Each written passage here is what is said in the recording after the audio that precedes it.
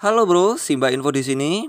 Oke, kali ini Simba akan membahas tentang ETF ya, atau lebih mendalamnya itu terkait rebalance karena banyak sekali pertanyaan di kolom komentar Simba mengenai token yang tiba-tiba hilang, lalu fee dan yang lain sebagainya. Jadi, jika Simba balas satu persatu itu membutuhkan waktu yang lama dan juga misalkan Simba jawab juga itu pastinya akan susah juga dimengerti ya karena pastinya jawabannya itu juga panjang.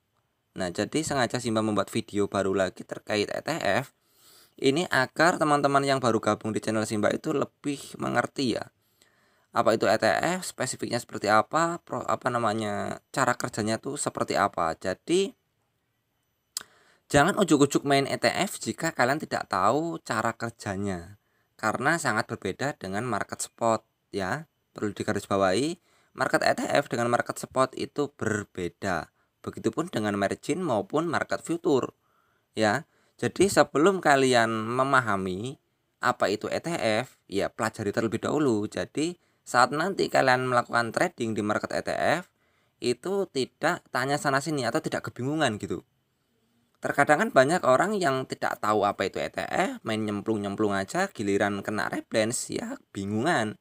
Katanya yang penipuan lah, yang inilah, yang lain sebagainya. Padahal di aplikasi tersebut juga sudah ada pengumuman atau sudah ada informasi bagaimana cara kerja ETF itu sendiri. Nah, jadi di sini Simba ingin mencoba menjelaskan lagi terkait rebalance yang ada di ETF. Oke.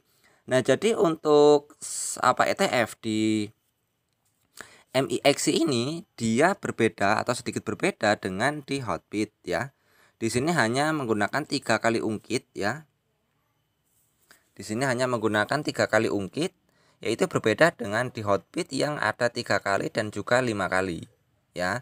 Jadi di Hotbit itu ada 5 long dan juga 5 short. Kalau di MIXC dia hanya ada 3 kali long dan 3 kali short. Nah, jadi misalkan di market spot naik 1%, maka di ETF MIXC itu naiknya 3%. Nah, kurang lebihnya seperti itu. Lalu selanjutnya yang berbeda itu dari Hotbit itu adalah waktu rebalance. Kalau di Hotbit itu adalah jam 10.30 UTC. Kalau di MIXC itu adalah jam 00.00 UTC juga. Kalau UTC itu kalau nggak salah itu kalau di Indonesia itu ditambah 7 jam ya. Itu kalau nggak salah sih ya. Cuman terkadang ya sistem rebalance itu tidak tepat waktu.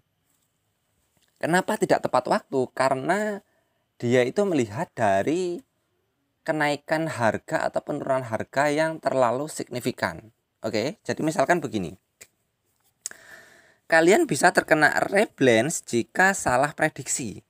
Misalkan kalian memprediksi bahwa harga Bitcoin itu akan mengalami kenaikan, maka otomatis kalian akan pasang BTC 3 kali long ya. Karena prediksi kalian akan mengalami kenaikan. Tapi ternyata market Bitcoin dia mengalami penurunan dan penurunannya itu bahkan lebih dari 3%.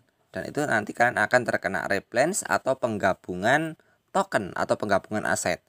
Jadi misalkan kalian membeli BTC 3 kali long ya dengan harga misalkan 0,06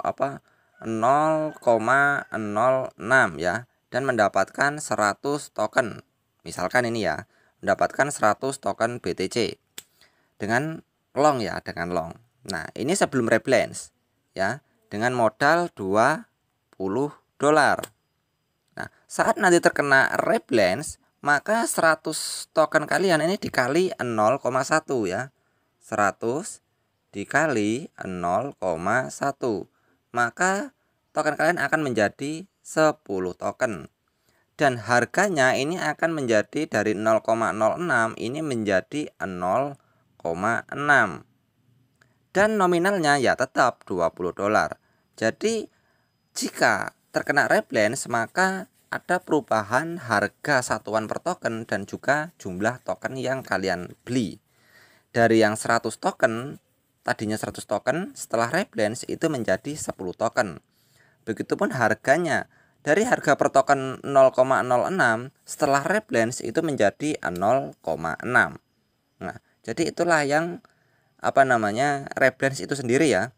Jadi misalkan dari kalian yang masih kebingungan kenapa kok tokenku tiba-tiba hilang, itu sebenarnya bukan hilang tapi terkena rebalance atau nilai lindung aset ya, atau melindungi aset kita agar tidak terkena likuidasi.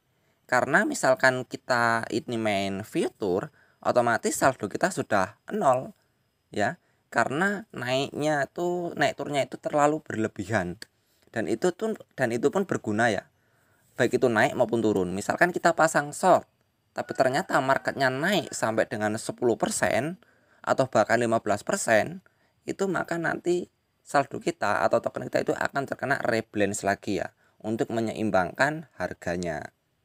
Nah, jadi kalau saya pribadi di future sama di ETF itu secara perlindungan aset ya atau perlindungan nilai itu lebih enak di ETF ya, karena kalau di future itu sekali terkena likuidasi hangus.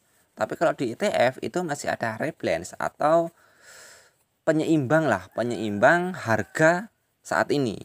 Nah, jadi saldo kalian itu tidak akan hilang ya, meskipun dia mengalami penurunan yang cukup tajam, tapi hanya terkena rebalance. Cuman ya bedanya kalau sudah terkena rebalance itu ya agak susah ya untuk mengalami atau untuk mendapatkan profit yang maksimal, karena sangat jangkauannya itu terlalu jauh biasanya seperti itu. Karena saya sudah beberapa kali menggunakan trial ya, atau melakukan uji coba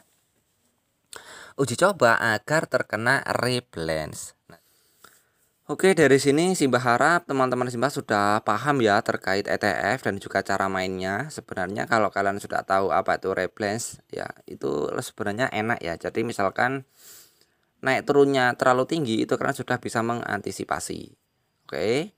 Next video selanjutnya Simba nanti akan membahas informasi-informasi lainnya ya seputar trading dan beberapa informasi yang mungkin cocok untuk kalian pelajari. Salam dari saya, Simba Info.